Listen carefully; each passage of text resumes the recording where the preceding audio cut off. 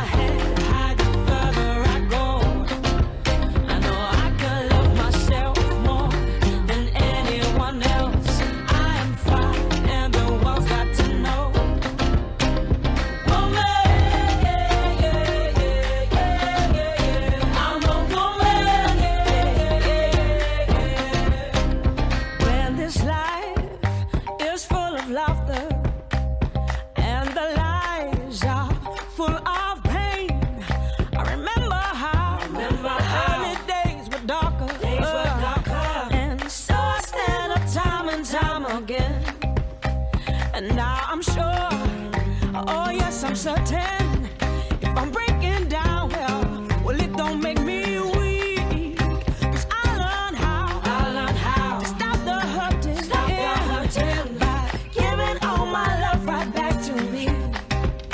Oh, I can roll like a queen, be a superhero, hold my head high, the further I go. I know I can love myself more than anyone else. I am fire and the world's got to know.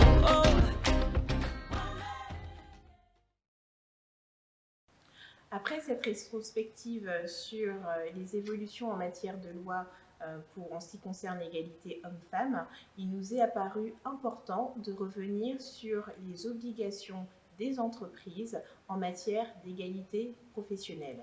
Plusieurs lois jalonnent ces 20 dernières années dans notre quête d'égalité au travail et on va revenir sur quelques-unes des plus importantes. La loi du 9 mai 2001, dite loi Génisson, est la loi relative à l'égalité professionnelle entre les femmes et les hommes. Elle va encourager la mise en place et la mise en œuvre de mesures de rattrapage pour tenter de remédier aux inégalités constatées, notamment en ce qui concerne les conditions d'accès à l'emploi, à la formation professionnelle des femmes. C'est un premier pas pour essayer de rattraper un déséquilibre entre les femmes et les hommes. Il y a également la loi du 4 août 2014 pour l'égalité réelle entre les femmes et les hommes. Cette loi rappelle les obligations des entreprises qui doivent renforcer leurs négociations d'entreprise et de branche pour favoriser l'égalité professionnelle. Elles doivent également respecter la réforme du congé parental et favoriser le partage des responsabilités parentales. Et troisièmement, la parité doit être aussi respectée au niveau des fédérations sportives, des mutuelles et de tout secteur de la vie sociale des salariés. La loi du 17 août 2015 relative au dialogue social et à l'emploi prévoit la chose suivante. Les entreprises doivent prévoir une négociation annuelle portant sur l'égalité professionnelle entre les femmes et les hommes et l'égalité de vie au travail. La périodicité de cette négociation peut cependant être modulée. La loi du 5 septembre 2018 pour la liberté de choisir son avenir professionnel, ou loi Pénicaud, est aussi une loi charnière au niveau des entreprises. Car les entreprises doivent assurer des rémunérations égales entre les hommes et les femmes pour un travail identique ou à valeur égale. Et donc, grâce à cette loi Pénicaud, tous les ans, les entreprises de plus de 50 salariés doivent publier l'index d'égalité hommes-femmes et les actions qui sont mises en place pour le favoriser. En fait, cet index est basé sur plusieurs mesures et donne une note sur 100. On ne pouvait bien sûr ne pas parler de la loi Copé-Zimmermann qui a été votée à l'Assemblée nationale le 20 janvier 2011. Cette loi va imposer des quotas de femmes pour les conseils d'administration et de surveillance. 10 ans plus tard, cette loi a permis de franchir une étape décisive dans le combat pour l'égalité entre les femmes et les hommes. Elle a fait sauter des verrous culturels et idéologiques. Grâce à cette loi, en 2021, la France est sur la première place européenne en matière de féminisation des conseils d'administration dans les grandes entreprises. En conclusion de cette première partie, des lois votées sur les 20 dernières années et des obligations des entreprises en termes d'égalité professionnelle, on espère vous avoir montré qu'il est nécessaire, en plus de l'appareil législatif, que les entreprises suivent et observent les lois. Aujourd'hui, les femmes doivent avoir un niveau de rémunération égal à celui de leurs homologues masculins pour un travail égal ou pour des tâches égales. Les femmes doivent également avoir accès à la formation de la même manière et doivent être présentes dans les conseils d'administration. Il n'y a aucune limite à ce que nous pouvons accomplir en tant que femmes. Michelle Obama. Après cette première partie, je vous propose de découvrir avec Anne Deshayes l'éducation et les évolutions en matière d'éducation pour les jeunes filles.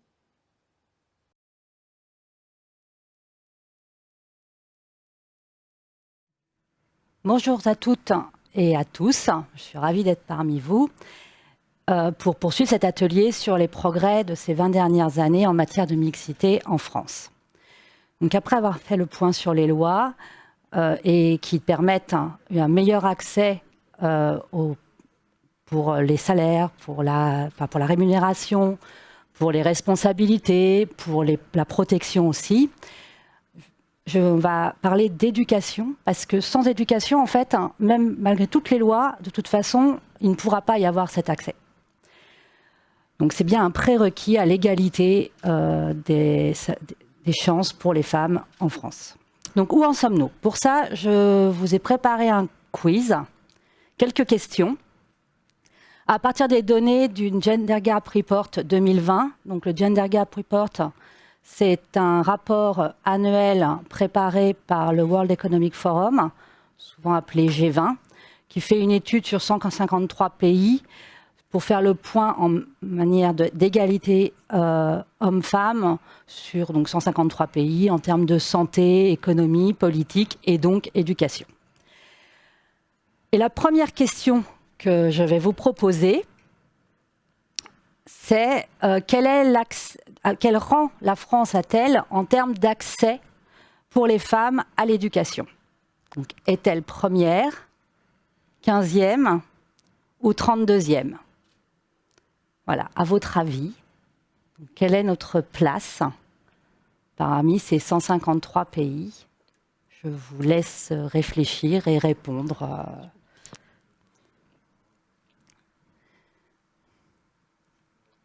Voilà, je ne sais pas, je pense que vous avez fait votre idée. On va peut-être mettre la réponse. Et donc, oui, nous sommes bien au premier rang. Alors, on n'est pas les seuls au premier rang. Il y a 34 autres pays, donc en fait, toutes les réponses étaient bonnes. Pour rappel, la 15e place, en fait, c'est notre rang global de la France, si on prend toutes les dimensions, en termes d'égalité homme-femme, sachant que nous étions en fait 70e en 2006. En revanche, sur l'éducation, nous étions déjà premiers en 2006. Donc, OK, un accès général à l'éducation qui semble bien. Et maintenant, la question qu'on pourrait se poser, c'est mais quel niveau d'éducation? Et en particulier, quel est l'accès à l'éducation supérieure, aux études supérieures, grosso modo après le bac. Donc, je vous amène ma deuxième question. Quel est le pourcentage de femmes accédant à des études supérieures en France? Est-il de 58,7%, 70,7% ou 72,8%? Voilà, donc à votre avis, combien sommes-nous chaque année parmi les femmes d'une même génération à accéder aux études supérieures? Je vous laisse faire votre idée, répondre. Voilà, et je vous propose de voir la réponse. Si on peut l'afficher. Donc voilà, effectivement, on est à 72,8%, c'est-à-dire le meilleur taux. Meilleur que celui observé pour les hommes en France, qui est de 58,7%, et après égal à ce qu'on peut voir dans d'autres pays européens, comme l'Allemagne, qui est à 70,7%. Voilà. En dessous, vous pouvez voir les chiffres de l'étude. Donc globalement, un accès à l'éducation qui semble bon. On est donc premier, un très bon accès à l'éducation supérieure pour les femmes. Ce qu'on peut se poser comme question, c'est OK, mais quelles études exactement? Parce que certes, toutes les études se valent et sont intéressantes et apportent des choses. Mais elles ne mènent pas toutes au même métier et pas forcément toutes aux mêmes filières et au même métier. Donc la première question que je vais vous poser, c'est parmi les 3 domaines que je vous propose, et c'est une liste loin d'être exhaustive, dans quel domaine d'études les femmes sont-elles surreprésentées en France? Donc, est-ce que c'est en sciences, technologies, ingénierie et mathématiques, communément appelé STEM, qui est mon domaine d'ailleurs? Est-ce que ce sont les sciences sociales, journalisme et information, ou dans les sciences naturelles, mathématiques et statistiques? On remarquera que ce sont à chaque fois des sciences. Voilà, donc je vous laisse réfléchir. Lequel sommes-nous surreprésentés? Et généralement, la réponse arrive rapidement, donc je vous propose de la découvrir tout de suite. Et oui, nous sommes surreprésentés. Alors, non pas en sciences, technologies, ingénierie et mathématiques, il y a dû y avoir un petit souci, désolé, mais en sciences sociales, journalisme et information. En fait, on est très sous-représentés en sciences, technologies, ingénierie et mathématiques. C'est notre Voilà, mais bon, ça arrive. Il y a pas de... Donc, c'est bien la réponse 2, la bonne. Et à contrario, je vous propose de regarder parmi 3 autres domaines que je vais vous proposer, dans lesquels on est sous-représenté. Donc, est-ce que c'est dans les technologies de l'information et de la communication, dans l'éducation ou dans le santé et bien-être? J'ai une petite idée. J'imagine.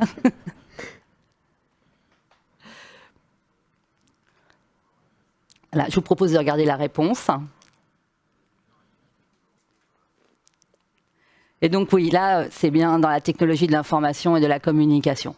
Donc, ce qu'on peut constater, c'est que les femmes sont vraiment sous-représentées, et ça se voit sur l'ensemble des domaines qui sont proposés dans le rapport, dans toutes les filières techniques et numériques.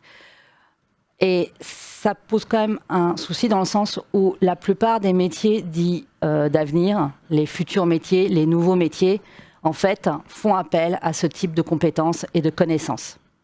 Donc il y a réellement un point à voir. Et je vous ai mis les chiffres, on ne les voit pas bien, mais il y a des moments où c'est de l'ordre de 1 à 9, quand même. Voilà. Alors, on pourrait se dire, et là je vais m'inspirer d'une autre étude dont vous avez entendu parler juste avant, qui est le Gender Scan, que c'est parce que, en fait, dans les entreprises auxquelles amène ce type de filière d'études, les femmes ne se sentent pas bien ou mal accueillies et tout. Et j'ai repris un des éléments. En fait, est-ce que vous pensez que vraiment les femmes se sentent moins bien dans les entreprises du numérique en France que dans d'autres pays, pareil ou mieux? Je vais vous proposer la 5e question qui a été proposée. Voilà. Le niveau de satisfaction des femmes travaillant dans la tech, donc était le plus élevé, identique ou moins élevé que dans les autres pays.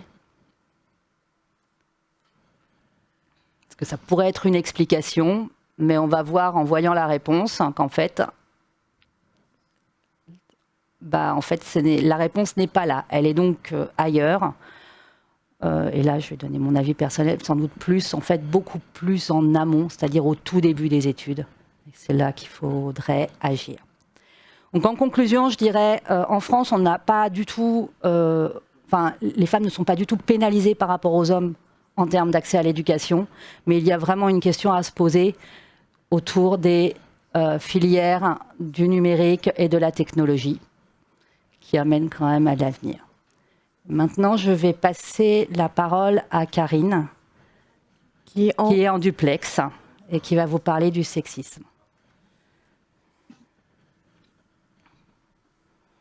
Bonjour, Karine, je suis chef de projet chez Orange, également référente dans la lutte contre le harcèlement sexuel et les agissements sexistes pour le CSE d'Orange Business Services. Ce matin, je vais vous parler du sexisme dans le monde du travail, dans la sphère professionnelle.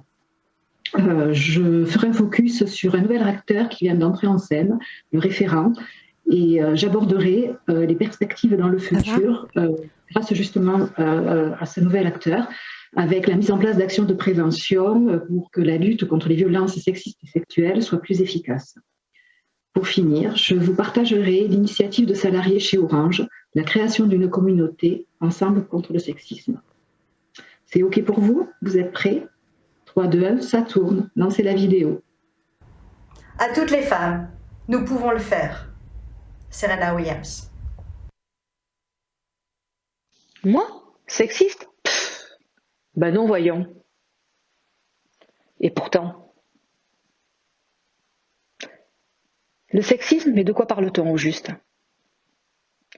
Le sexisme, ou les agissements sexistes, sont des propos, des comportements, des attitudes fondés sur des stéréotypes sexistes, fondés sur le sexe d'une personne.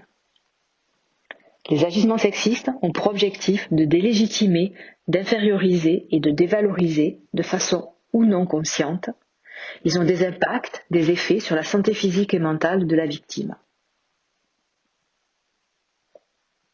Et le sexisme au travail. Le sexisme au travail en France. Dès 2014, le Défenseur des droits a commandité une enquête à l'IFOP afin de mesurer l'ampleur des différentes formes de harcèlement et d'agression sexuelle au travail. 64% des Français ont déclaré fréquent de travailler dans un environnement avec des blagues à caractère sexuel. Une femme sur 5 a déclaré avoir été victime de harcèlement sexuel dans sa carrière, pour un homme sur 20. Seulement 5% des victimes de harcèlement sexuel ont porté plainte. Et 30% n'en ont jamais parlé à personne, ni à leur famille, ni à leurs amis, ni à leurs collègues. Plus récemment, en décembre dernier, le Défenseur des droits et l'Organisation internationale du travail ont publié les résultats de leur 13e baromètre, qui visait à mesurer les discriminations pour mettre en évidence un continuum entre stéréotypes, actes de discrimination et effets sur la santé des salariés. 23% des personnes sondées déclarent avoir vécu une discrimination ou un harcèlement discriminatoire, et parmi elles, 40% d'entre elles par rapport à leur sexe. En 2015, pour la première fois, le sexisme entre dans le Code du travail avec la notion d'agissement sexiste. La loi du 17 août 2015 nous dit « Nul ne doit subir d'agissement sexiste, défini comme tout agissement lié au sexe d'une personne, ayant pour objet ou pour effet de porter atteinte à sa dignité ou de créer un environnement intimidant, hostile, dégradant, humiliant ou offensant. » En 2017, avec les ordonnances Macron, l'égalité professionnelle entre les femmes et les hommes est proclamée grande cause nationale. La lutte contre les violences sexistes et sexuelles au travail devient majeure, parce que ce sont les organisations de travail qui exposent aux violences sexuelles ou sexistes. Déjà, en 2014, avec la loi du 4 août, l'employeur devait tenir compte de l'impact différencié de l'exposition au risque en fonction du sexe et de l'influence des facteurs ambiants. L'employeur avait une obligation de prévention. Nous l'avons vu, le sexisme n'est pas un phénomène interpersonnel entre deux personnes, c'est un phénomène de groupe, organisationnel. Ce sont les organisations de travail qui exposent aux agissements sexistes.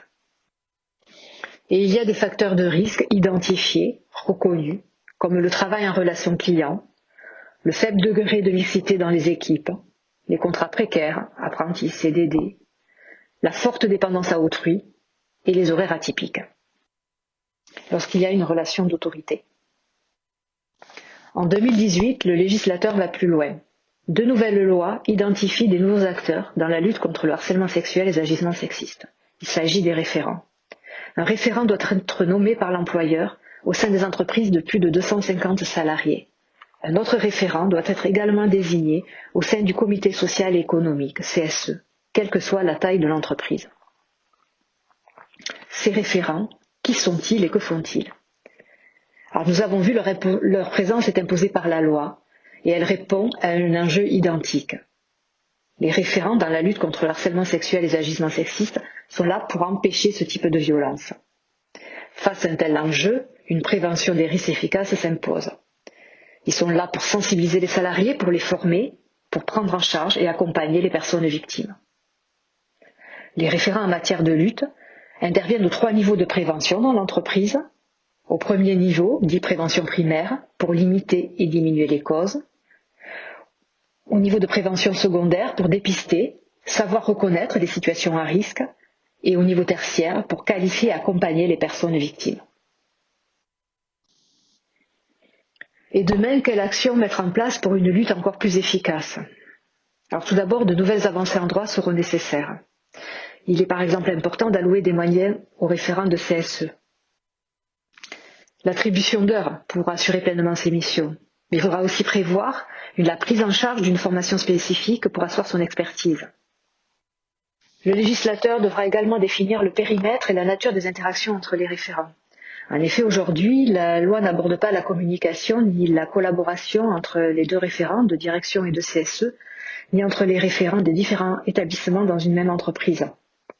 Ces échanges, ils sont pourtant nécessaires, nous l'avons vu, afin de bâtir un parcours de prévention pertinent, et ce jusqu'à l'analyse des situations traitées, des cold cases, et des solutions pratiques à mettre en œuvre. Alors après avoir identifié de nouveaux acteurs dans la lutte contre le harcèlement sexuel et les agissements sexistes, il est maintenant déterminant que le législateur aille plus loin. En effet, il est nécessaire qu'il donne des moyens aux référents, afin qu'ils leur permettent d'assurer pleinement leur mission et le rôle qu'il leur a confié. En attendant, des accords collectifs permettront d'ouvrir la voie et une démarche de collaboration volontariste de l'employeur avec le CSE sera également primordiale. Je vais vous partager maintenant une démarche collaborative chez Orange. Ensemble contre le sexisme.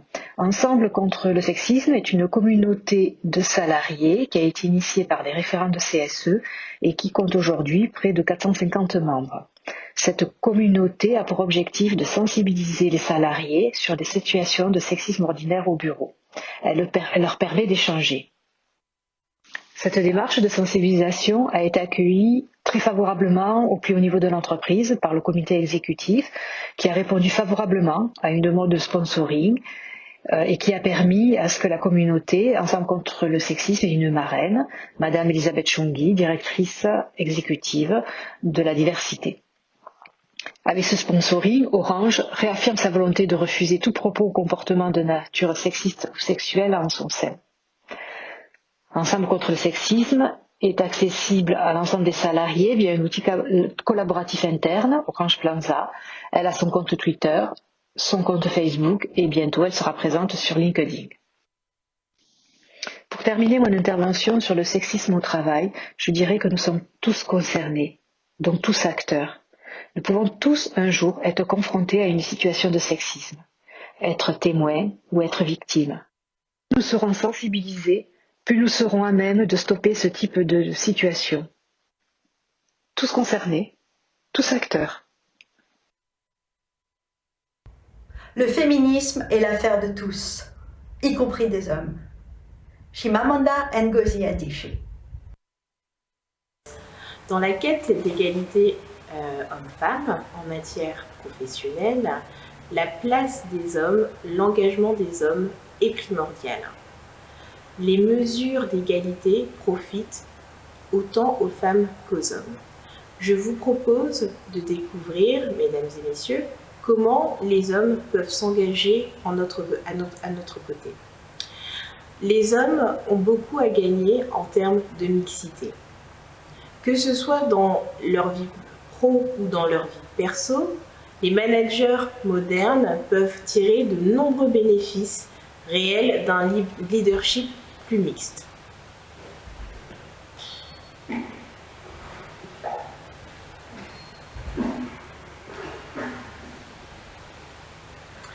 On ne compte plus les études vantant la réussite des équipes plus mixtes. Non. On ne compte plus les études qui vantent les mérites de la diversité, de la mixité en entreprise. Ce sont généralement des équipes plus mixtes sont généralement des équipes plus performantes, ce sont généralement des équipes qui résistent le mieux aux crises, et ce sont aussi des équipes qui font preuve de plus de créativité. Dans son ouvrage « Mixité, quand les hommes s'engagent » de Marie-Christine Maéas, elle se propose d'étudier la manière dont les hommes peuvent s'engager en termes d'égalité professionnelle, mais elle se pose également la question de qu'est-ce qui freine les hommes dans leur engagement. Je pense qu'il est important de se poser la question des freins des hommes en termes de mixité et de la manière dont on peut les contourner. Il y a trois principales difficultés qui peuvent freiner l'engagement des hommes. Il va y avoir la peur, l'ignorance ou l'apathie. La peur de quoi? La peur du regard des autres, la peur de dire des bêtises ou de ne pas savoir comment faire. Il y a aussi l'ignorance. Certains hommes pensent qu'en termes d'égalité, beaucoup a déjà été fait et qu'il ne reste plus grand-chose à faire. Et l'apathie, le sentiment qu'on en parle déjà beaucoup et que ça doit forcément avancer et qu'il faut que les femmes soient juste un peu plus patientes. Donc, contre la peur, Marie-Christine Maéas propose la chose suivante. C'est d'ouvrir la discussion avec bienveillance mais sans complaisance. C'est-à-dire, contre la peur, on ouvre la discussion avec bienveillance mais sans complaisance. Il faut libérer la parole, ne pas avoir peur de communiquer avec l'autre. Il faut se mettre à la place de chacun et chacune et participer à la discussion. Contre l'ignorance, par contre, il faut fournir des chiffres, il faut fournir des concepts, des idées convaincantes qui vont pouvoir affirmer un argument. Contre l'apathie, Marie-Christine Maéas propose la chose suivante, de proposer des actions réalisables de partager des bonnes pratiques entre les femmes et les hommes et d'encourager les initiatives mixtes dans les équipes. Toujours pour avoir la perception et le regard des hommes sur cette question de la mixité, il nous est paru important de recueillir le témoignage d'un homme sur le sujet. Nous vous proposons de découvrir la vidéo d'Hervé Andor chez Dassault Systèmes.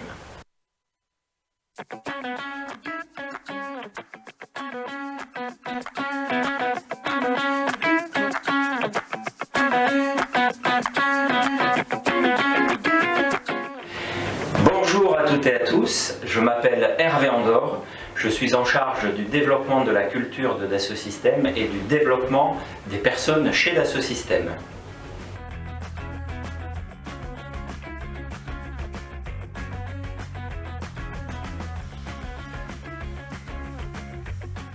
Oui, l'engagement des hommes est nécessaire, bien sûr il est nécessaire. Il ne vous a pas échappé que nous sommes engagés dans le développement durable. Et le développement durable concerne tout le monde. Beaucoup d'entreprises deviennent des entreprises à mission. Et une entreprise à mission est une entreprise qui fait évoluer sa culture. Donc nous devons avoir une culture qui passe de pouvoir à responsabilité, de compétition à coopération et de communauté à inclusion. Nous n'arriverons à le faire qu'avec les femmes et vous, femmes, vous devez nous aider à comprendre cette transformation et en devenir pleinement acteurs. Donc oui, les hommes doivent être engagés parce que c'est une évolution culturelle et une évolution culturelle est forcément partagée entre tous ses membres, quels qu'ils soient.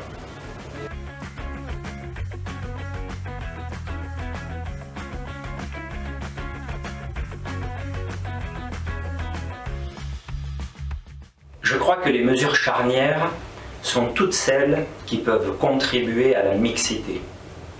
Je crois que l'évolution est dépendante de notre capacité à avoir une mixité, c'est-à-dire entre 40 et 60%, dans tous les échelons de la hiérarchie, dans toutes les instances de décision et dans tous les métiers. Il n'y a aucune raison pour que des métiers soient réservés à un sexe ou à l'autre.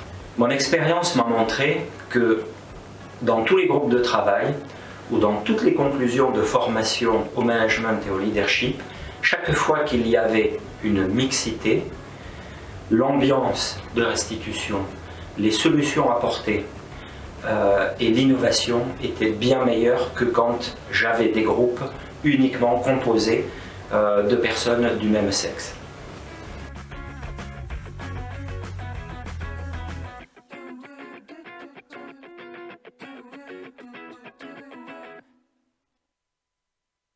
Quel exemple donner?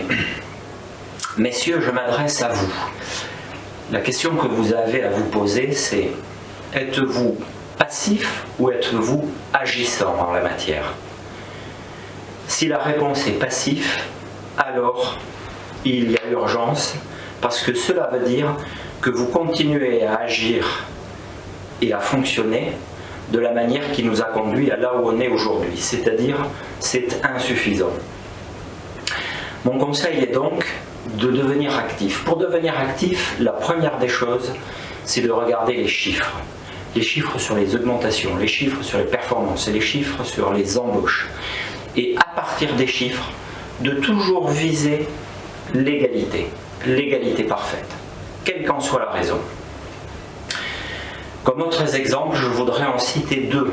Le premier, c'est que je pense qu'il pourrait être intéressant d'expérimenter des mentorings mutuels. Un homme et une femme, dans leurs postes respectifs, vont partager leur vue sur leur mission et leur vue sur les prises de décision et les critères qu'ils utilisent dans leur prise de décision.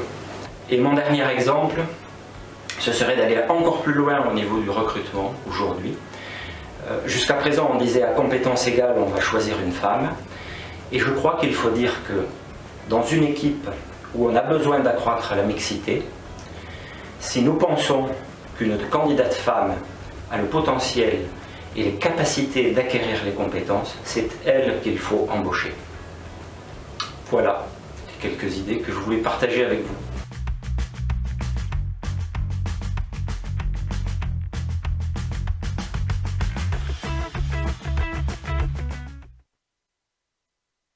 Je ne regarde jamais en arrière, toujours en avant.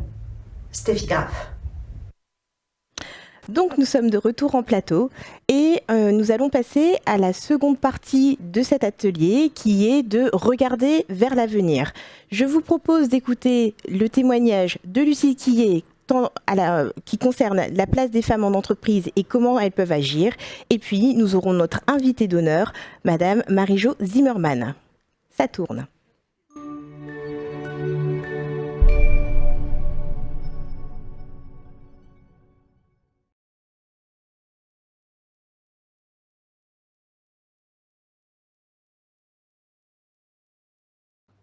Bonjour à tous et à toutes, je m'appelle Lucille Quillet, je suis journaliste spécialiste des problématiques liées à la carrière des femmes. Moi j'ai toujours voulu travailler dans la presse féminine, c'est une presse qui m'a beaucoup nourrie et qui m'a donné beaucoup d'ambition quand j'étais plus jeune. Donc quand je suis devenue journaliste, c'était assez naturel pour moi de revenir à cette presse-là. J'avais très envie de parler de la réalité et de la vie des femmes. Donc j'ai travaillé plusieurs années en tant que journaliste société pour le site Madame Figaro.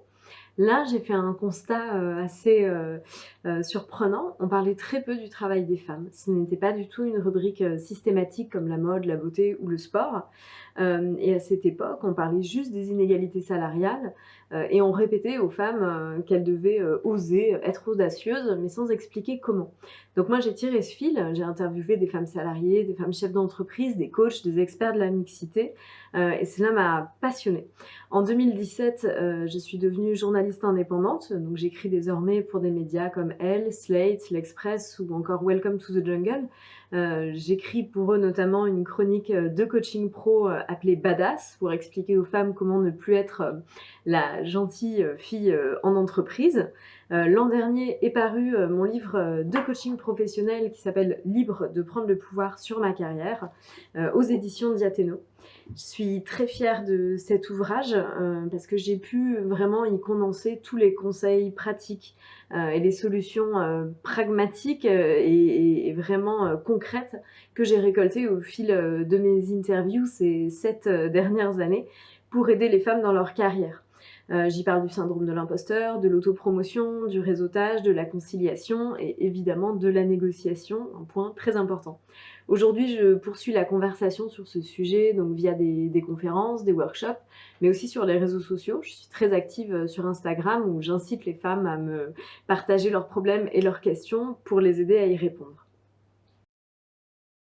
Alors pourquoi les hommes et les femmes n'ont-ils pas les mêmes trajectoires professionnelles ? Tout simplement parce qu'ils n'ont pas été éduqués ni socialisés de la même façon.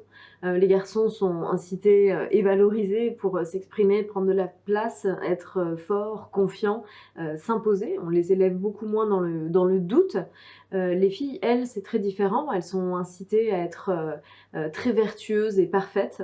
Elles ne doivent pas être dans le calcul, ni se mettre trop en avant. Elles doivent plaire aux autres. Souvent, leur valeur et la confiance qu'elles ont en elles dépend du regard des autres. Elles doivent être sages, discrètes, ne surtout pas être prétentieuses, ni menaçantes, ni trop affirmées.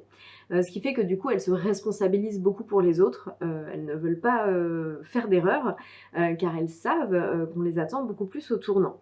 Ce qui fait que donc elles réussissent mieux à l'école, parce qu'à l'école, nous sommes dans une logique de justice et de méritocratie. Si tu es appliqué, tu as des bonnes notes, tu es récompensé, tout va bien. En entreprise, ce n'est malheureusement pas toujours le cas. Il faut parler de soi, il faut demander plus, il faut être proactif, il faut en fait se donner sa propre légitimité et croire en soi avant que les autres y croient. Donc forcément, vu que les femmes osent moins parce qu'elles ont peur du regard des autres, elles ont peur d'être jugées, elles ont peur qu'on leur fasse des reproches et qu'on leur pointe du doigt, ça les freine, aussi parce qu'il y a un problème de légitimité, et ça c'est très lié, donc après le syndrome de la bonne élève, un deuxième syndrome que connaissent très bien les femmes, c'est le syndrome de l'imposteur.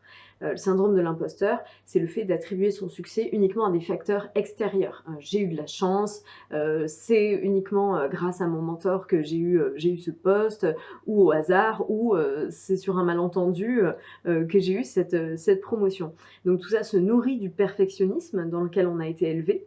Et donc c'est évidemment un des freins à la carrière des femmes. Là, on parle des freins intérieurs. C'est très important de rajouter que s'y ajoutent tous les freins extérieurs, les discriminations, le sexisme et les injonctions sociales, notamment liées à la maternité, qui font que le sujet de la conciliation va être beaucoup plus challengeant pour les femmes que pour les hommes. Donc c'est tout cet ensemble de facteurs qui expliquent que leurs carrières sont très différentes. Alors, comment agir et débloquer ses propres freins intérieurs? Le premier point, je pense qu'il faut évacuer tout de suite parce qu'il est à la racine de beaucoup de choses, c'est lutter contre le syndrome de l'imposteur. Arrêter de croire qu'il existe des gens 100% compétents, parfaits pour leur poste, ça n'existe pas. Nous avons tous été débutants un jour, nous avons tous des défauts et ça ne nous empêche pas d'être pour autant performants. Faire des erreurs, c'est quelque chose de très important dans la carrière, c'est ainsi que vous progressez et c'est ainsi que vous allez valoriser votre parcours parce que vous êtes arrivé d'un point A à un point B. Pour sortir justement de ces croyances subjectives sur la valeur de nos compétences, il faut revenir à de l'objectif. Pour ça, moi je conseille de faire le workbook, donc le carnet de carrière. C'est un exercice que je détaille dans le livre qui permet en fait de prendre du recul sur ce qu'on a fait et sur nos précédentes expériences. Donc il s'agit en fait pour chaque expérience professionnelle de faire un résumé avec à chaque fois le poste qu'on a occupé, les objectifs qu'on avait à ce moment-là, nos résultats et surtout là sur les résultats, donner du factuel, des chiffres, des données, des retours, des feedbacks d'autres personnes, les bilans annuels aussi, c'est quelque chose d'assez important. Et noter également ce qui vous a déplu dans ces expériences et les leçons que vous avez tirées. Et je dis que c'est un petit peu comme regarder un vieil album photo, on prend du recul et souvent on se sent fier à la fin du chemin qu'on a parcouru et on se dit que quand même on est loin d'être nul et qu'on a fait beaucoup de choses. Ce qui m'amène du coup au deuxième conseil, c'est qu'une fois qu'on se solidifie, on porte beaucoup moins d'importance au regard des autres. Et un conseil très important, c'est ne plus chercher à être aimé par ses collaborateurs, par ses collègues, par son manager. Parce que cette crainte du regard des autres, elle est complètement paralysante. On n'ose pas demander plus, on n'ose pas postuler à un poste, on va se dire on va penser que je suis prétentieuse ou que je pense avoir toutes les qualités alors qu'en fait c'est pas le cas. Donc en fait c'est une crainte, on a peur d'avoir honte, c'est complètement paralysant, on a toujours peur de perdre, de prendre un risque, alors qu'en fait on a beaucoup plus à y gagner au final, et encore une fois les gens ont la mémoire courte, donc ils vont pas forcément se rappeler de tout ce que vous avez fait, il vaut mieux tenter. Vous n'avez pas à être ultra vertueuse, personne ne l'est, donc il ne vaut mieux pas s'embêter avec ça, et ça vous permet surtout de rester loyal à vos ambitions, plutôt que de toujours faire passer le regard des autres avant. Moi je dis souvent aux femmes d'être ainsi plus égoïstes et aussi plus prétentieuses, ce qui m'amène donc à mon troisième point, qui est de faire son autopromotion, c'est-à-dire parler de ses succès, parler de son parcours, se mettre en avant. Très souvent on ne le fait pas parce qu'on trouve que ça fait prétentieux, alors qu'en fait non, ça fait juste partie du jeu, et en fait pour ça il faut vraiment s'appuyer sur un storytelling réfléchi. Il ne s'agit pas forcément de manipuler ou de mentir, mais plus d'anticiper l'image professionnelle qu'on va projeter. Pour ça, moi je conseille de choisir 3 mots-clés auxquels on veut être rattaché, et avec ça, de réfléchir aux anecdotes, aux sujets de conversation, aux thématiques qu'on va avoir l'habitude d'aborder avec les autres et qui en fait vont renforcer la crédibilité de ces mots-clés et de notre profil, pour que le jour où une opportunité s'ouvre, ça semble tout à fait logique aux yeux de tout le monde que moi je suis déjà spécialiste de ce sujet. C'est aussi très important de penser aux éléments de langage qu'on utilise et au vocabulaire, et là je pense notamment aux tournures passives et minimisantes que beaucoup de femmes utilisent. À force de trop s'excuser, de ne pas savoir accepter les compliments en disant que j'ai eu beaucoup de chance, c'était un travail d'équipe, c'est un hasard, ou je n'ai fait que mon travail. Ça, c'est des choses qui nous enlèvent du mérite. Et le dernier point, très important, c'est le réseautage. Une fois qu'on sait comment parler de soi, il faut le faire savoir au monde. Et souvent, le faire savoir est aussi important que le faire tout court. Donc là, il y a beaucoup de blocages liés à la timidité, à de la fierté aussi. On n'a pas envie de déranger, on ne se sent pas légitime parfois pour aborder telle ou telle personne.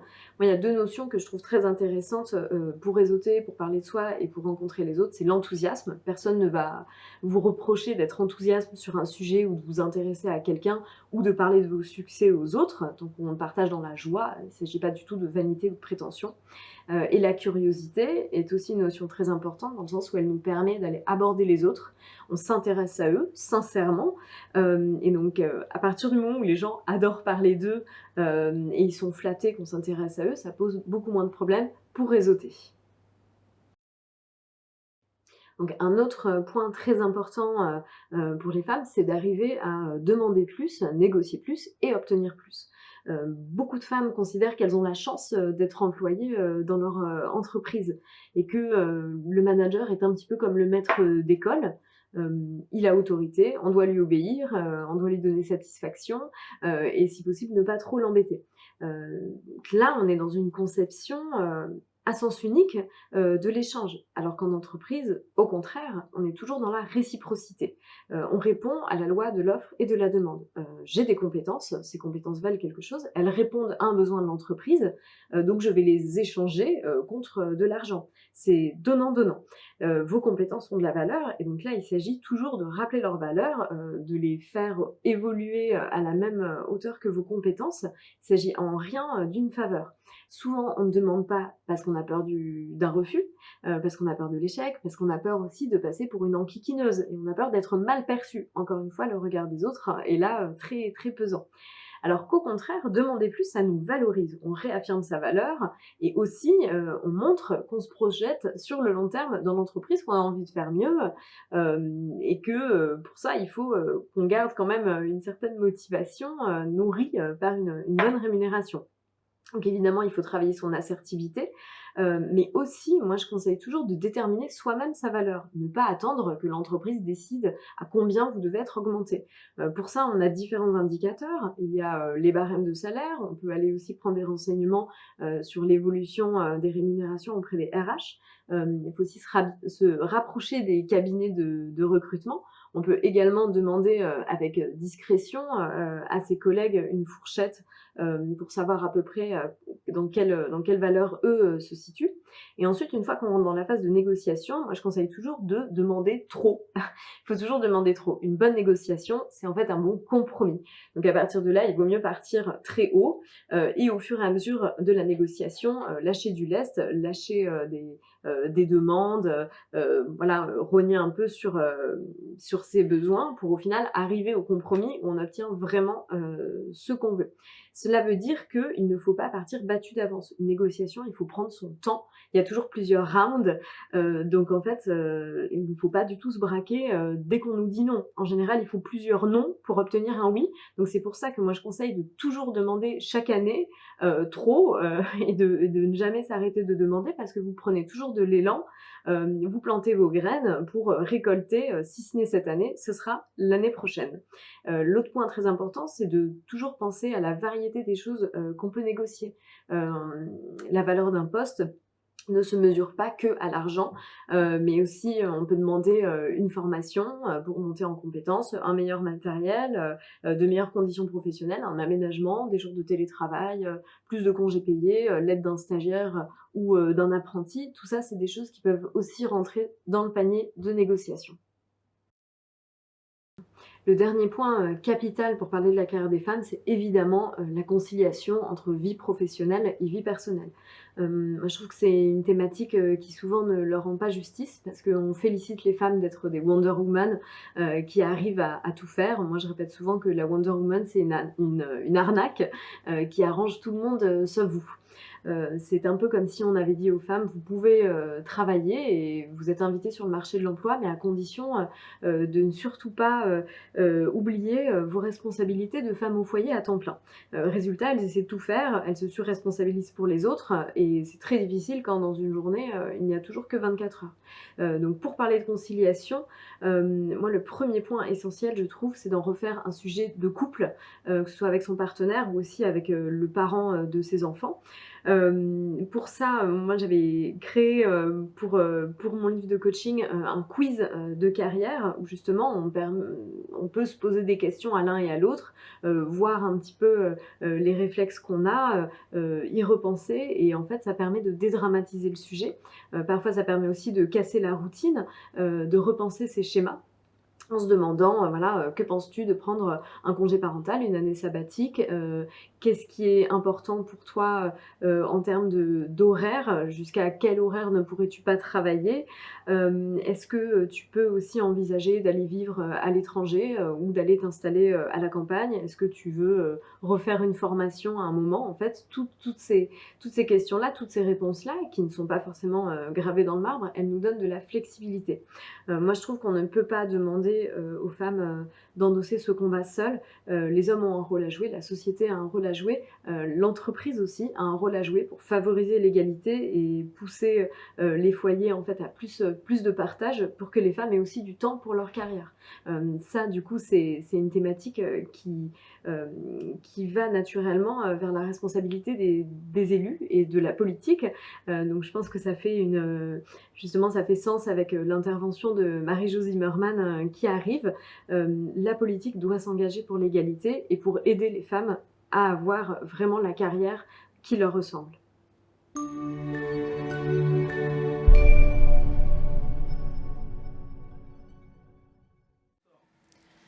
Bonjour.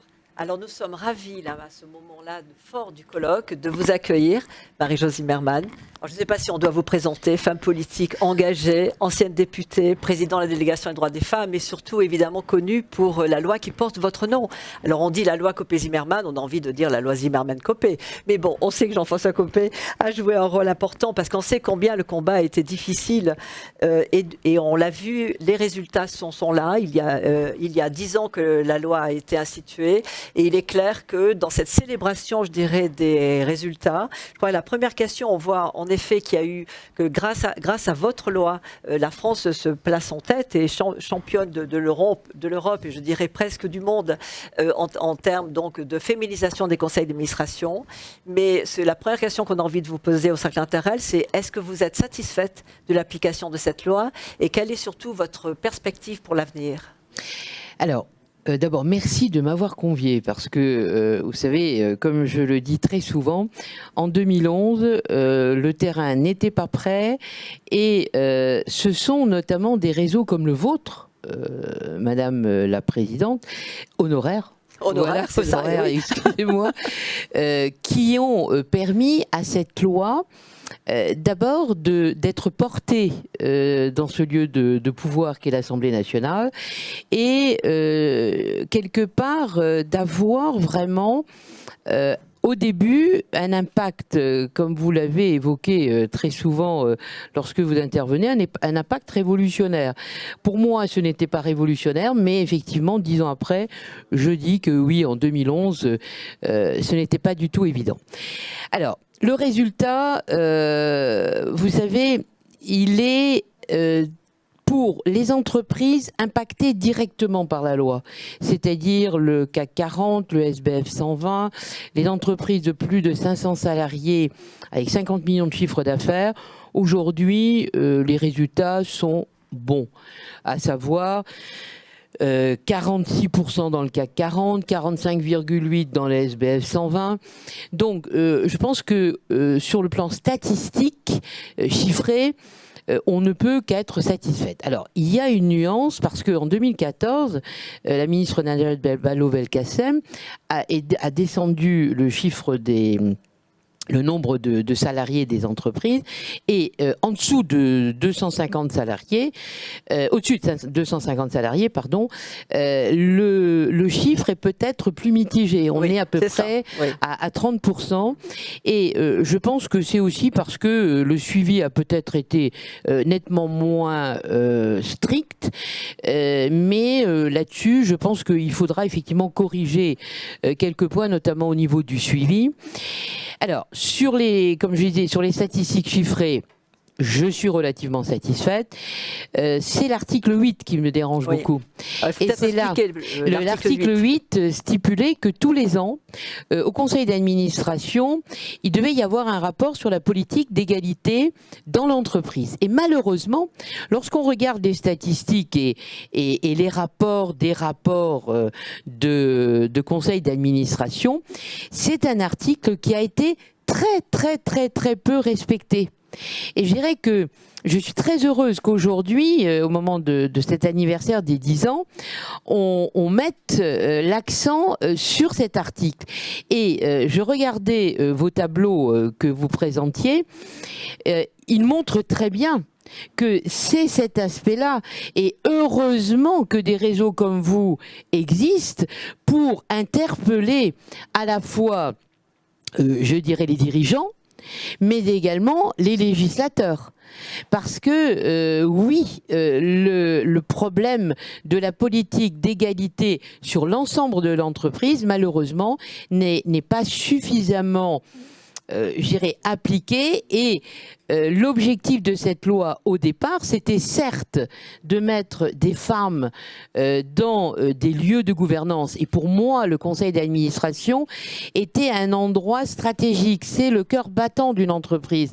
C'est le conseil d'administration qui donne l'élan d'une entreprise, qui donne la vision d'avenir de l'entreprise. Et la politique d'égalité ne peut pas être absente du conseil d'administration. Simplement, il faut que tous les articles de la loi soient respectés. Oui. Et c'est justement pour ça, en effet, je me souviens très bien, vous disiez que c'est cette politique d'égalité. Aujourd'hui, certes, il y a beaucoup d'efforts, mais quand on regarde les comités de direction, c'est là où le bas blesse. Et même dans des entreprises, le conseil d'administration est paritaire, on se retrouve avec le nombre de femmes dirigeantes, évidemment, CIO très, très limité en France comme ailleurs d'ailleurs. Et donc, qu'est-ce qu'il faut faire? C'est là quand même notre deuxième question. C'est là maintenant, c'est vraiment, il faut faire sauter les verrous aujourd'hui au niveau des COMEX. Alors, est-ce que c'est la loi? Est-ce que ce sont les quotas? Quelle est votre proposition? Là aussi, je vais m'appuyer sur le bilan que vous avez donné en début de votre colloque. Et on voit bien que, dans n'importe quelle circonstance, quand on veut faire avancer la place des femmes dans la société en général, c'est la loi qui permet cette avancée. Bon, donc effectivement, s'il faut passer par la loi, je pense que il faudra, avoir un texte de loi qui soit très précis, qui soit progressif, comme a été la loi Copé-Zimmermann, à savoir 2011-2014, c'était 20%, on partait de 8-9% dans certains conseils d'administration, 2014, 20%, 2017, 40%. Donc, dans les CODIR et les COMEX, effectivement, parce que au départ, si on respecte correctement toutes les lois sur l'égalité professionnelle qui concernent en fait toute la sphère de l'entreprise, normalement, et c'est ce que j'expliquais en 2011, c'est que comme on n'arrivait pas à faire en 2011 respecter correctement, à mon sens, la politique et la loi de Catherine Génisson sur l'égalité professionnelle, je voulais que la présence des femmes dans les conseils d'administration serve en quelque sorte de ventouse. Ventouse de ruissellement, selon les termes. Voilà, c'est les termes. Alors moi, je n'utilisais pas ruissellement parce que je voyais, si vous voulez, tout l'ensemble de la ligne des carrières des femmes au début de leur carrière dans l'entreprise et progressivement fissurer. À l'époque, en 2011, c'était le terme que j'employais, c'était fissurer le plafond de verre. Bon, aujourd'hui, je dis que le terme fissuré, il est non seulement désuet... On veut vraiment briser, là. Non, mais là, voilà. Alors là, je crois qu'il faut l'exploser. Il faut l'exploser et lorsqu'on respecte correctement les lois sur l'égalité professionnelle, l'index Pénicaud en est un outil sur lequel aujourd'hui, non seulement il faut travailler, et moi je rends hommage parce que à Muriel Pénicaud d'avoir mis en avant cet index sur les écarts salariaux, mais je crois que à part les écarts salariaux, il y a d'autres indices qu'il va falloir travailler, et on le retrouvait dans votre enquête, à la fois les formations que l'on propose aux femmes, qui sont des fois différentes ou simplement inexistantes. Donc je crois qu'aujourd'hui, 10 ans après, c'est exploser le plafond de verre. Exploser le plafond de verre, et puis surtout, je dirais un petit peu casser aussi tous les stéréotypes, considérer que les femmes n'ont pas d'ambition, n'ont pas envie en fait de ce type de poste, et aussi justement lutter, je dirais, contre les stéréotypes justement et le sexisme. Oui, et savoir que, vous savez, dans les jeunes générations, je crois qu'il faut être très vigilant parce qu'il y a deux écueils. C'est à la fois de nombreuses jeunes cadres se disent bon, il n'y a pas de problème, voilà, ça va avancer, ça n'avance pas comme ça. Il faut être très sérieux là-dessus, il faut être très clair. On n'avance pas parce qu'on est une femme, on avance parce qu'on a des compétences, et ça a toujours été là aussi mon langage. Et deuxièmement, je crois qu'il y a un autre aspect qu'on a retrouvé également dans votre enquête, c'est la vie familiale et la vie professionnelle, où là aussi, je pense qu'il faut qu'on soit extrêmement prudent, changer les méthodes de travail, changer les méthodes au sein des entreprises, les réunions, le présentiel. Le présentiel. Là aujourd'hui on est en télétravail, voilà. Donc ça va. Encore que pour les femmes, c'est pas plus simple. J'irais toute cette façon de gérer une entreprise, je pense qu'il faut savoir évoluer. Et des réunions après 19h, lorsqu'on est une mère de famille, ce n'est pas forcément facile à gérer. Et d'ailleurs, ça permet, je dirais, là aussi, d'avoir une vie familiale différente, d'être épanouie et d'être sans doute beaucoup plus compétitive dans le domaine professionnel. Oui, je pense qu'aujourd'hui, on a une conjonction et il y a un momentum, on en parlait tout à l'heure, il y a un momentum, vous disiez que vous ne vouliez pas être une révolutionnaire, mais vous l'avez été quand même. Absolument. Il y a 10 ans de révolutionnaire, vous vouliez être une pédagogue. Voilà. Et est-ce que vous voyez justement ce momentum qui permet, vous voyez la volonté des réseaux, la volonté des entreprises, il y a la possibilité pour le législateur, je dirais, de donner ce coup de pouce absolument indispensable, car autrement on va attendre beaucoup trop longtemps pour voir plus de femmes dans les comités de direction. Alors, le terrain est prêt. Le terrain n'est plus aussi hostile comme il était en 2011. Et je pense que à la fois vos réseaux, mais la volonté politique du législateur doit pouvoir faire avancer aujourd'hui la place des femmes dans les lieux de direction, dans, j'irais, les éléments majeurs d'une entreprise. Et toutes les conclusions que l'on a aujourd'hui montrent bien que lorsque on a cette mixité au sein de l'entreprise, dans les cadres dirigeants, l'entreprise est très performante. Merci beaucoup. Je crois que là, c'est une magnifique conclusion. On est tous d'accord que la mixité est source de performance. Un très grand merci, Marie-Josée Zimmermann, d'être venue pour les 20 ans du Cercle Interrel. Et vous savez que vous avez tous les réseaux derrière vous. Donc voilà, soyons optimistes pour l'avenir. Merci beaucoup à vous. Donc, quelle meilleure manière de conclure cet atelier. Encore merci, Madame Zimmermann. J'espère que derrière vos écrans, vous avez eu autant de plaisir à découvrir notre travail que nous avons eu à le faire. Donc, je vous souhaite une excellente suite de colloques à l'année prochaine.